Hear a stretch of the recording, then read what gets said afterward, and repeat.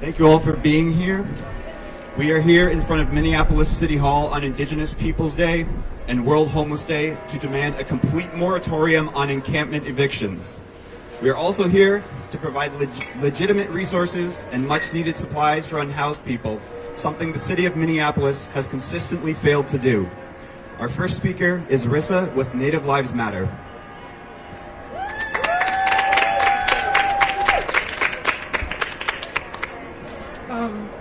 Buju, Wase Kamagoko Indigenous Cause, Rissa Indigenous Cause Jaganashimung, Megizi Nendudem, Gakabikan and Da, Gawa Babianakan.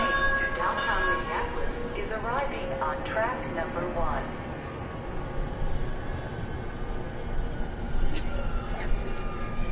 Gotta wait for it to stop.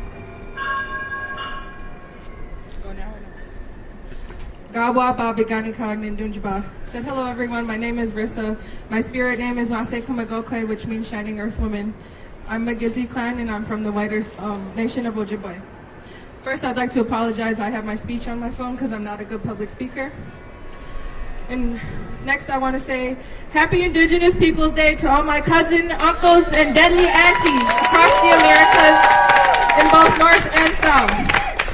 Happy Indigenous Peoples Day to my spicy cousins on the south side of the white man's border. I see you and I stand with you. As always, we're going to recognize that we are standing on stolen land that was wrongfully and harmfully taken from Dakota people. Minnesota Makoche is the homeland of Dakota people, and just miles from here, where the Minnesota and Mississippi rivers meet, is the place of their genesis and unfortunately their genocide. I'd like to remind everyone that nobody, and I repeat, nobody, was homeless before 1492. No one was unhoused before Christopher Columbus stumbled upon this sacred indigenous land.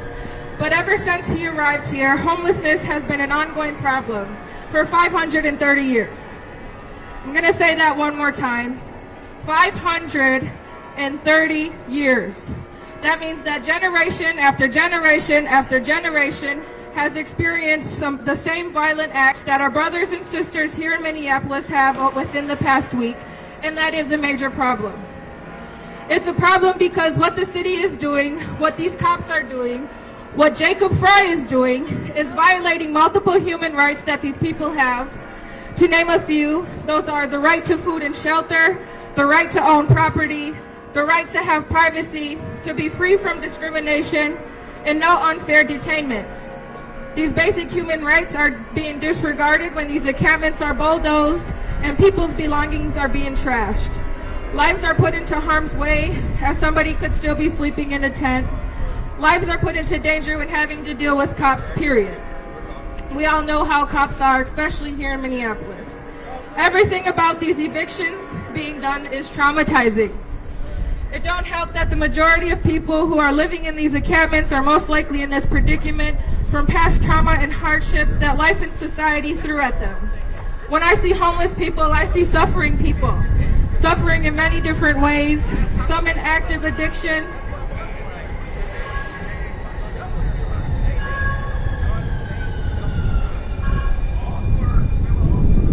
some not. But just because someone has an addiction does not mean they are undeserving of a home, privacy, food, etc. The suffering these relatives are experiencing is a direct result of the way this corrupt system operates. Systemic oppression, institutionalized racism, and settler colonialism. These systems were put into place to degrade our people. The homelessness of black and brown bodies is what they wanted to do, and now that they got that, it's still a problem for them. Our existence is still a problem for them. That's why they are trying to get rid of these encampments and the communities that our unhoused relatives have created for themselves. Ridding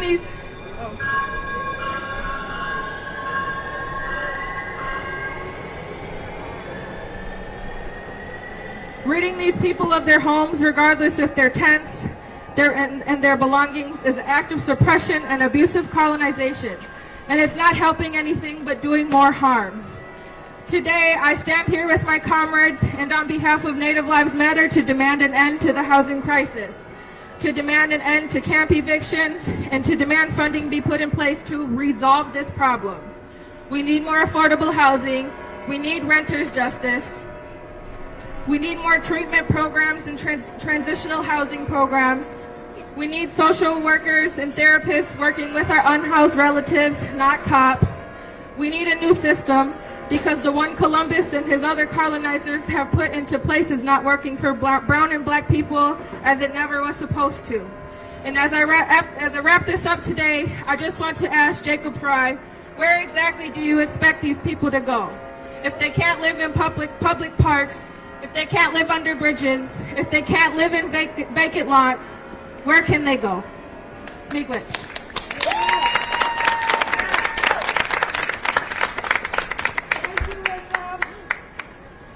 Our next speaker is Melanie Groves, a Minneapolis resident and mutual aid worker. A westbound Grapevine train to downtown Minneapolis is My arriving name's on Melanie. track I've number worked 1. mutual aid with encampments for years, and I've seen firsthand the amount of community and support that are built in these encampments. That they become families. That they look out for each other. That there is a sense of taking care of each other because no one else will take care of us. And I've also seen the brutality of these evictions absolutely destroy people's hearts. You know, they go from a place of feeling some sense of having a place where they belong to going back to being alone on the streets by themselves. And especially if you're a woman out here, there are extra problems that you face being alone and in the kind of danger that we're all in out here. I never expected to be homeless myself, but ended up being homeless, and I've been homeless now for about a year. And while I was living in an encampment, I had a sense that things might be okay. I've been on a housing list for over a year, and I still have no housing. I've been to the shelter programs, but they're not an answer. Most of these shelters are overnight shelters. They don't provide any safety or security. A lot of people have been abused and robbed and mistreated in these places. You're not guaranteed anything more than the one night. You can't bring your belongings, all the things that you've collected to make yourself safe, to ensure that you can survive Minnesota weather. And when the police come in with SWAT team support and 100+ officers with AR-15s and bulletproof vests like the fucking military, and they come in and they forcibly remove people from their homes. Because I'm not homeless, I'm houseless, but I have a home. And those are the people that I love, the people that support me, the people from my community who help me every day. And when you see what these encampment destructions do, what the destruction of somebody's home does, when you literally have nowhere else to go. My tent, right there, that's my home. That's all I have in this world in order to keep myself safe, in order to keep myself protected. I can't. I've been evicted 3 times this week. Anytime I try to rest in a public park or on a bench, in a library, somebody calls the police, or somebody, finds somebody else to roust me and evict me from where I am. People aren't even asking anymore if I need help or can they assist me. They just go right to the fact that, oh, well, she's homeless, she's probably dangerous, and I don't want to have anything to do with her, so let's call authorities. We've made it illegal to be poor in the city. That we don't value human life anymore unless it contributes to this capitalist economy. And we are literally killing people. The amount of drug use that happens, the amount of overdoses, the danger people are put in when they are evicted from these encampments is immeasurable. And the fact that these city leaders would knowingly take these people from their homes and destroy their belongings, destroy their progress toward housing, destroy any sense of self that they have, and make us invisible again, put us out on the street. where hopefully, maybe no one will have to run across a homeless encampment and feel compassion for people, or the need to maybe look at their overspending, and say, wow, these people have nothing, maybe I could help. It just doesn't, it's not very Minnesotan. To be honest, I always felt that this was a good place to be and a good place to live, and now that I'm homeless, I don't think I feel that way very often anymore. I could use help and I could use support. And when I did mutual aid on the other side of things, it wasn't because I thought I would be homeless and maybe someone would help me someday. It was because I knew that if somebody was suffering or struggling and I could help, that was going to make my life better. It was going to make the community stronger. It was going to give people hope. It was going to make the world a better place. And now where are we? We're making laws that make it illegal for people to sleep in public places, disused areas of land that nobody has thought about in forever, where they could have a home temporarily until they find some other permanent housing or place to be. But we have no place. If I get evicted from this spot next to City Hall, where am I going to go?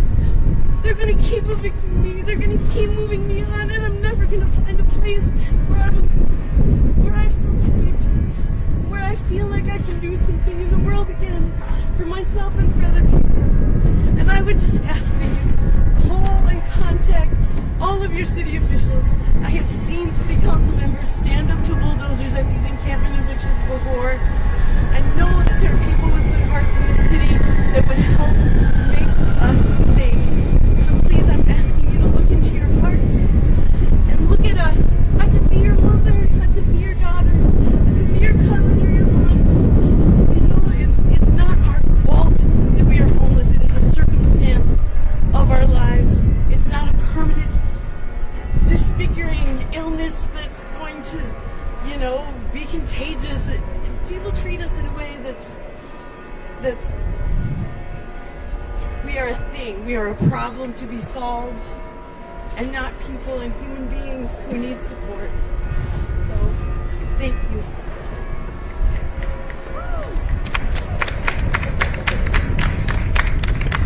Our next speaker is Nadine Little, a volunteer who became an activist while living unhoused.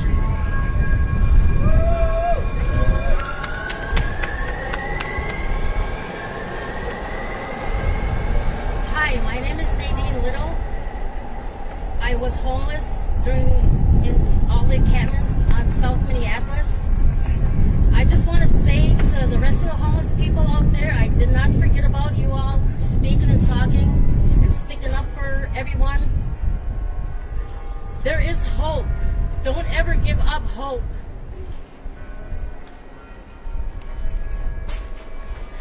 Just because I got permanent housing now does not mean that it's not impossible for you all to get permanent housing yourselves. And another thing I want to say is the people that are doing this to the rest of the homeless people, leave them alone. Leave them alone. Leave them alone. They don't have nowhere to go. I want to thank everybody that's here to support the rest of the homeless people out here. Thank you. I appreciate you all.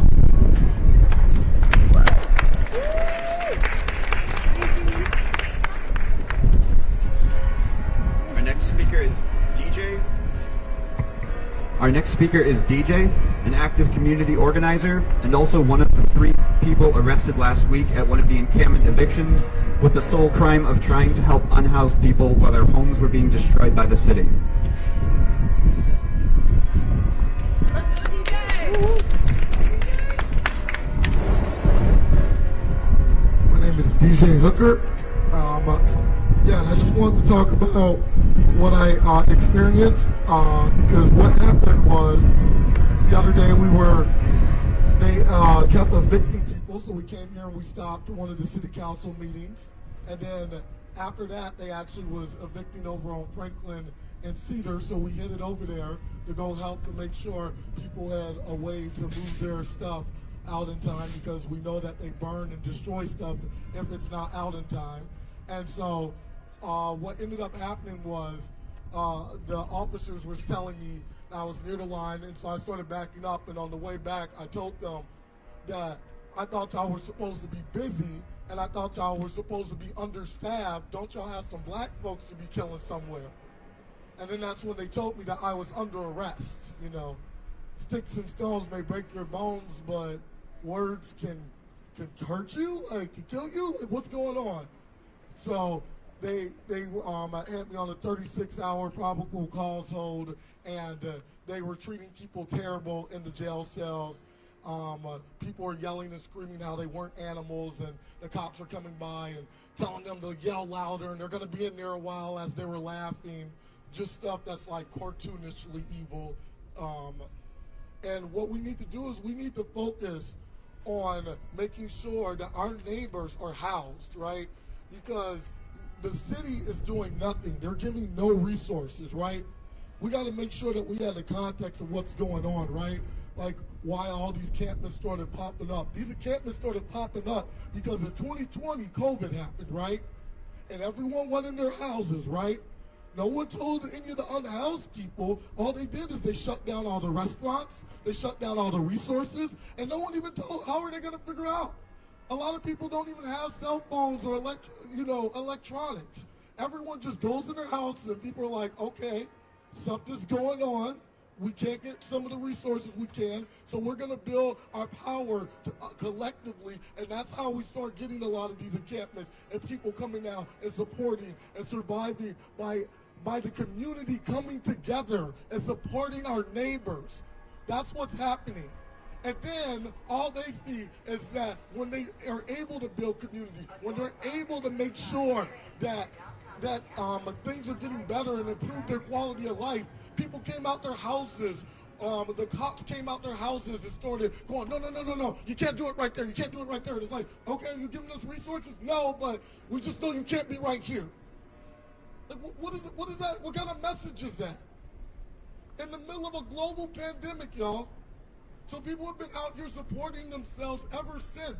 And these people are out here doing organizing. And what we need to be doing is we don't need to be evicting them. We don't need to be burning down their houses and telling them to move down the street. It takes over $50,000 to do these evictions when you start counting how many cops that they have here, right? Because at the eviction I was at, there was 50 to 75 cops there.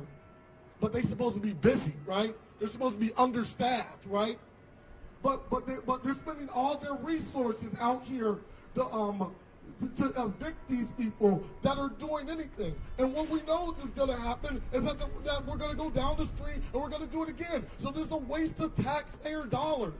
Where's the solution? Telling people to move down the street is not a solution, and it's not one if it costs the taxpayers $50,000. What we need them to do is we need them to stop the evictions. We need them to stop the sweeps. We need them to actually give people resources. I went to the resource page yesterday. The resources page was all electronic. A lot of people don't have electronics. How are most of the resources electronic? That's absolutely crazy. The day that they did the 3 evictions and they shut down the halfway house, that was the same day that 2 people got killed over north and they couldn't find the killer. Because they are spending all their resources making sure that being poor is a crime. That we can't even keep our community safe. Do your job. Yes. Do your job. Thank you. So, stop the sweeps. Stop the sweeps!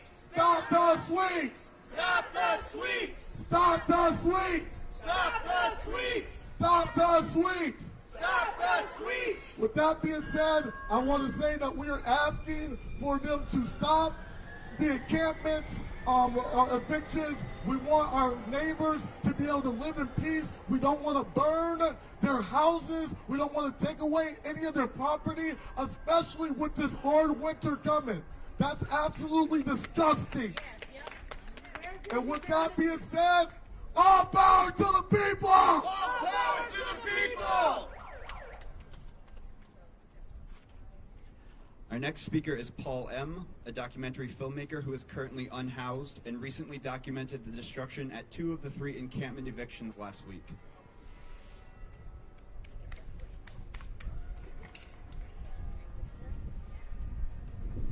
My name is Paul. I documented quite a bit of film, quite a bit of attitudes. I'm standing here a human being. I have a mask on because I don't really want you to see my color. I don't really want you to see what I might look like. But ultimately, I'm a human being. And when the cops come into these encampments and they're showing force and pushing people around, you know, verbally, making idle threats, you know, like you'll be in prison, you'll go to jail. I'm not an automobile. You know, you don't get to tow me. You don't get to, you don't get to put your hands on me. You don't get to remove me like you remove a car. You know what I'm saying? I mean, these are things that it all stems from. Look at me as a person. Look at me as somebody that's living, breathing, eating, you know, just like you. You know, I might have, you know, in order to understand what good times are, you got to have some bad times. You got to have some tough times. You know, these are people that are having some tough times. You know, you come to their aid. You don't come to try to, you know, put your foot on their neck, you know. And that's all I've been seeing. That's all I've been seeing. And I want it to be known. And I'll let all my press out, you know, when this stuff, you know, in the middle of it, you know, it's heartbreaking. You know, it's heartbreaking. That's all I got to say.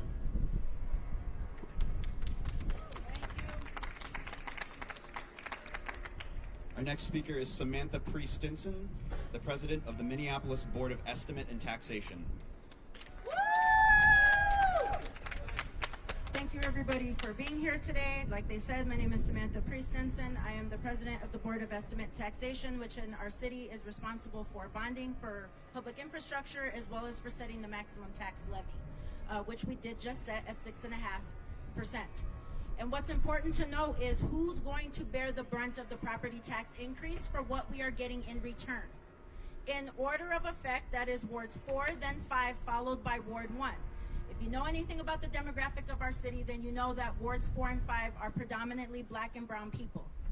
And so when we're saying things publicly as government officials, and I am one of them, so I also am held accountable like everyone else and should be, when we're saying things like we want to bridge the home ownership gap, when we're saying things like that we want to close the class gap for black people and rebuild the middle class, when we're saying that we believe in land back, that requires action, not just words. But I will also say that even in a city budget, there's only so much that we can do. And I find it interesting that we don't hold the county. We're right across the street from the county. We haven't been over to hold the county elected officials accountable. They have a sizable amount of money. One of the things that hasn't been talked about is that many people come here for refuge to Minneapolis because there's access. There's access to transportation. Even though the resources are not great, there is still access to resources that are very difficult to get when you're out in the suburb and some other places. Minneapolis, downtown specifically, is the economic driver for the entire state. So when people are criticizing Minneapolis for our progressivism, for our stance on some of these social issues and a lot of these economic issues and our public health issues, they fail to understand that when this city isn't vibrant, and it won't be if the people that are the most marginalized and the most affected are not prioritized, that means it's not good for anybody. And we can't continue to build fences as a solution. You see there's a fence there. You see that now they're trying to build a fence at the U.S. Bank Stadium, which, by the way, we're on the hook for paying for until 2054. $17 million in taxes paid out last year, this year. June, we started paying back on the stadium, and it's going to increase over the years. There is a very large tax burden that's placed on people in Minneapolis, and Minneapolis is a growing, diverse community. And the very people that are trying to pull themselves up by the proverbial bootstraps are the ones that are being strapped with the cost. they're not getting the benefit. So we can't just continue, and I'm not going against what my fellow coalition members behind me are saying, but we can't just continue to call out Mayor Fry and any council member of any area. We have to take the fight to where the money is. We got to learn how to follow the money. Hennepin County has a very large purse, and they are sitting on a lot of money. 2 years ago, when I did a hunger strike with Nadine Little and other women from the women's encampment at Brackett Park, that whole action was not performative. I wasn't chained to that woman's house for a week without eating for fun. This was simply to get this woman to have a meeting with the unhoused women so that they could hear what it was that they needed. All of that just simply for that. And the county never did end up giving that money, but the state actually ended up doing it. So there's other partners that have access to a larger amounts of money that we are not getting. This year, the city of Minneapolis isn't even getting the funding from the state that they normally get because of cuts. Those calculations are redone every 10 years, and we're moving into year 10. But there's a lot of funding that people don't know about because it is the responsibility of elected officials to perform civic engagement. That is one of the main reasons that I'm out here other than support. People have to know how the system works that's failing them. They have to know who's responsible. They have to know where the budget is. They have to know where their voice can be heard. They have to know what committees and other things that they have access to actually be a part of change that actually leads to sustainable differences in the way that the system works. So we fail them as elected officials when we're not out here letting them know about the budget and what's the timing and how does that system work and how can you get involved. And perhaps these are some places where you might want to engage. Some would call it disrupting, I would call it engaging. Emails and phone calls are left unanswered. So I'm standing here as an elected official to also say that these colleagues of mine have got to be held accountable as well. And we can't continue to just keep putting the burden on the city. There are larger partners, once again, and we have to start holding them accountable. President Green, Commissioner Green of Hennepin County, we need answers. We need to know why you're sitting on this money and not showing up in coalition and a partner, not just with the community members, but with your other elected officials. You bypass a lot of the heat that you should be getting the majority of the smoke, actually, because when we have to deal with these things at the city level, it comes from our property taxes that increase at a much larger rate than they will at county level taxes. And so that's an important factor. We got to learn how to follow the money, and we have to make sure that we're showing up in the right places to hold the right people accountable. That doesn't mean that we're finger pointing. It means that we're asking you to come to the table, the one that we're building together as a community. I also would like to say that there's a lot of really good work that happens out here that people will never know because people that are building coalition outside of government systems are villainized and they are criminalized. And there are people out here day and night feeding, doing laundry, bringing supplies, taking people to appointments, right? Bringing them in for showers, taking them to places where they can get that done. If you look at the city of Minneapolis' website for what they do about encampments, the very first sentence is that encampments are illegal. Well, let's break that down. The people within the encampments themselves are not illegal. They're human beings. They are our neighbors. People are one emergency away from losing their house.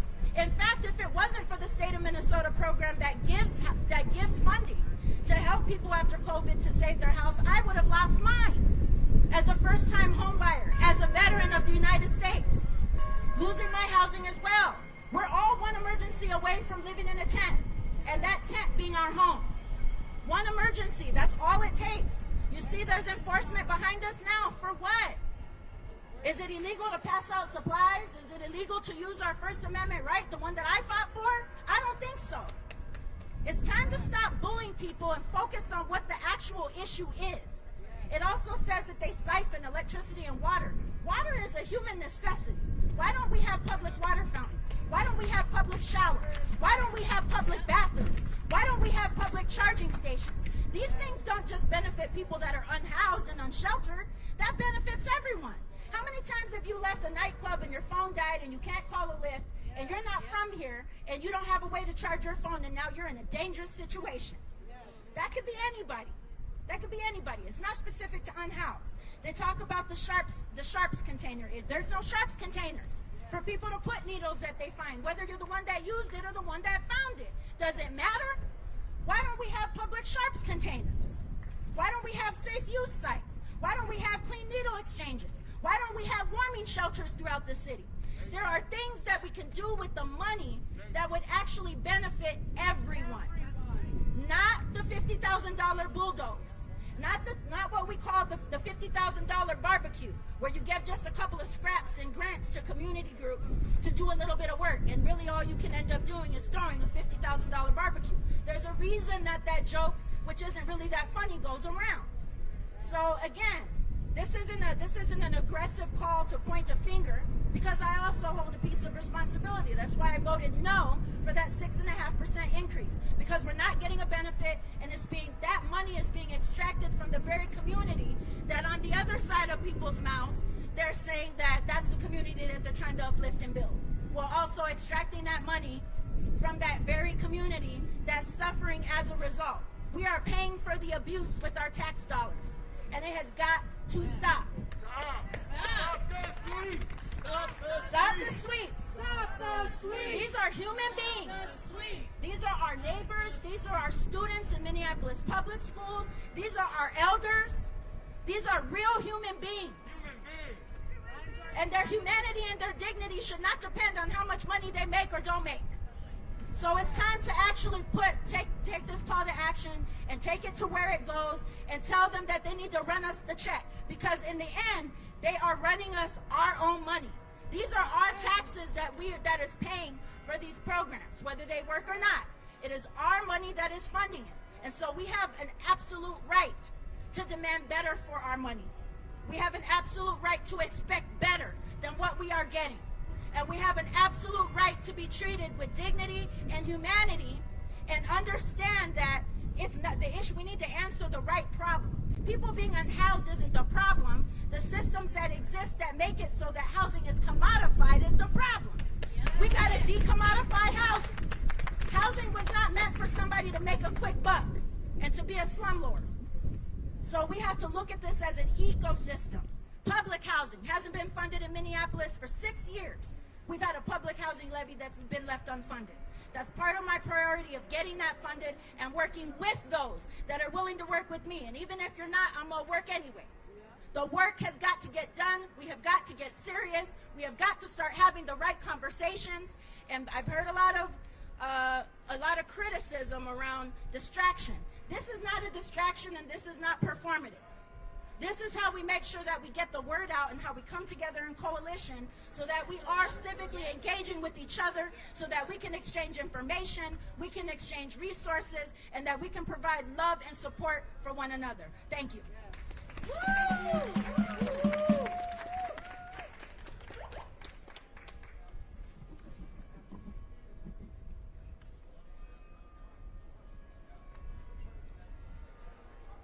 Our next speaker is Toshira Garraway with Families Supporting Families Against Police Violence. Good afternoon, everyone.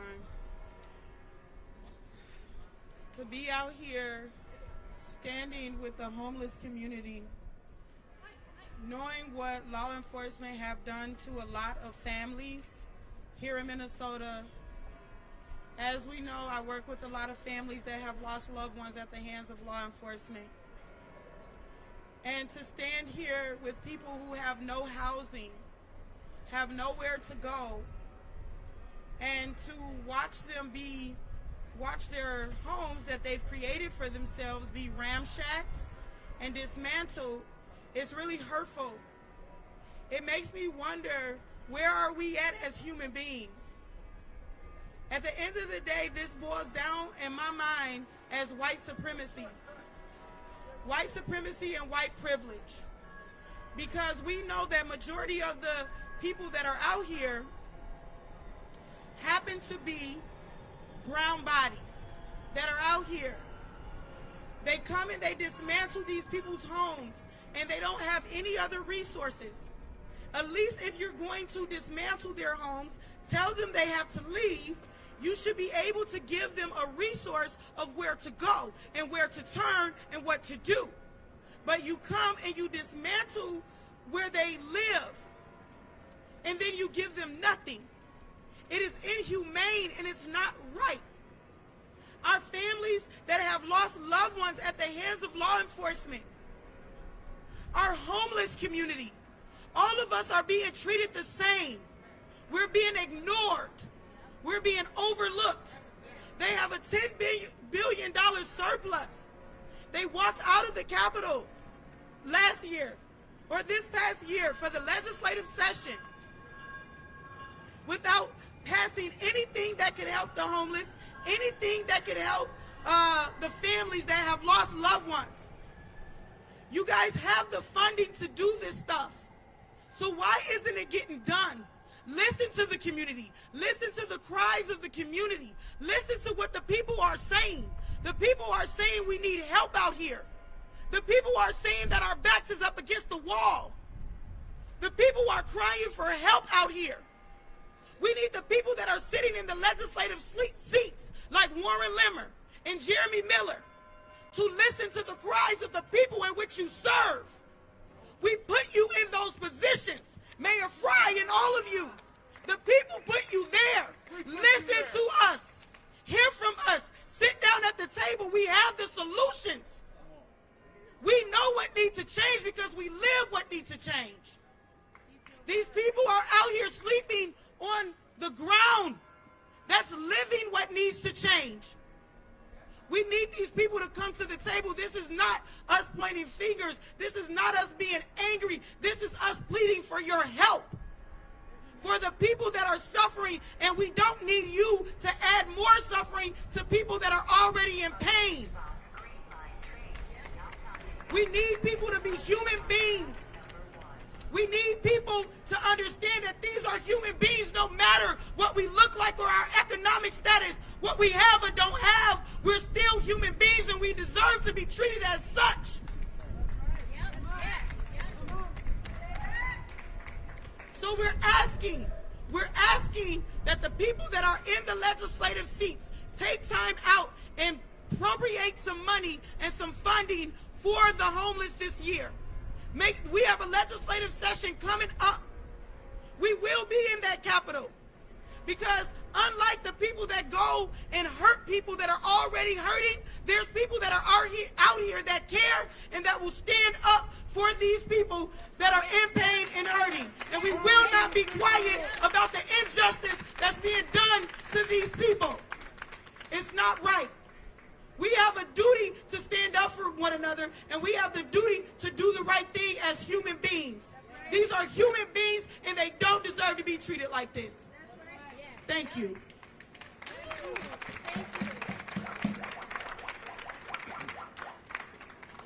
Our final speaker for this evening is Trahern Cruz with Black Lives Matter Minnesota.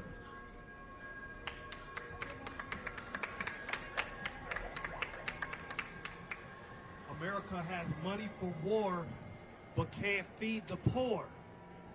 America has money for war, but can't feed the poor.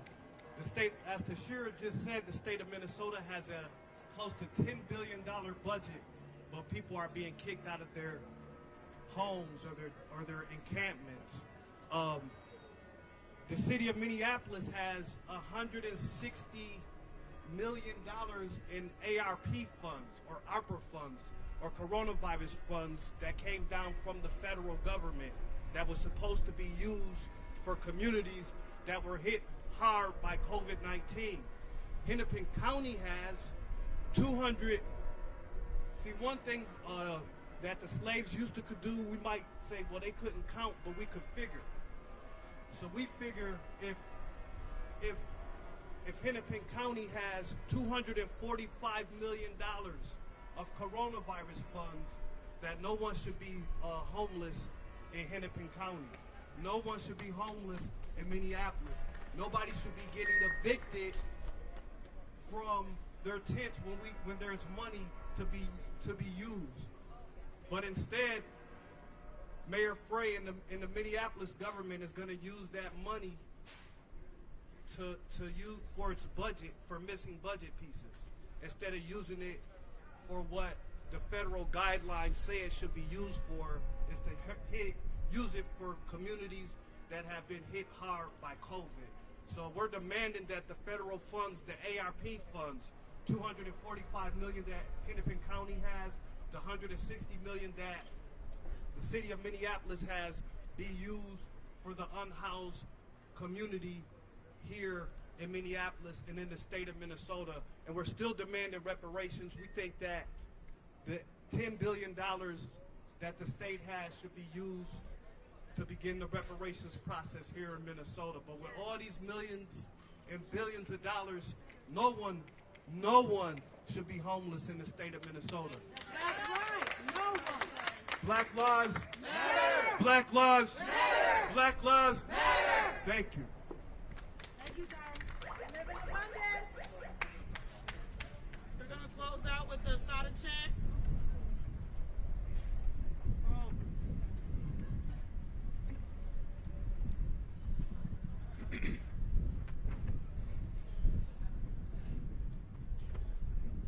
We will continue to hold this space to demand a complete moratorium on encampment evictions. The Public Health Commission, run by Latricia Vitaw and Elliot Payne, has a meeting scheduled for Wednesday, October 12th, and we demand an audience. We are also here to collect much-needed supplies after people's homes and belongings were destroyed during the recent evictions. The most needed supplies are tents, blankets, sleeping bags, warm clothes, portable heaters, and fuel for them.